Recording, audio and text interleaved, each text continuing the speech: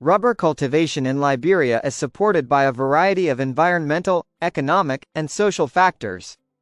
Here are 7 factors that favor rubber growing in Liberia. 1. Tropical climate.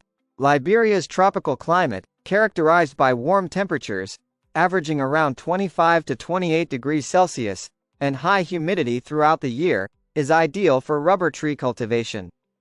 The consistent rainfall, 1,500 to 4,500 millimeters annually, ensures that rubber trees receive the moisture they need to thrive. 2. Fertile soil. Liberia has fertile, well-drained soils, particularly in its lowland areas, which are suitable for rubber tree cultivation. The soil's ability to retain moisture without becoming waterlogged supports healthy rubber tree growth. 3. Abundant land. Liberia has large tracts of land available for agricultural use, including rubber plantations. The availability of vast, undeveloped land areas allows for extensive rubber cultivation, which is necessary for commercial production.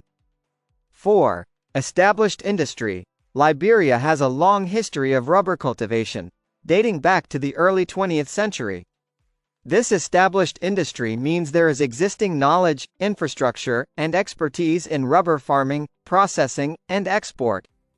5. Labor availability. The agricultural sector in Liberia employs a large portion of the population. The availability of labor, both skilled and unskilled, supports the extensive labor requirements of rubber plantations, from planting to tapping and processing. 6. Government support. The Liberian government has historically supported the rubber industry through favorable policies, such as land grants, tax incentives, and investment in agricultural research, which encourages both domestic and foreign investment in rubber production. 7. Global demand. There is strong global demand for natural rubber, particularly in the automotive industry for tire production. Liberia's strategic location on the West African coast facilitates the export of rubber to international markets, making rubber cultivation economically viable.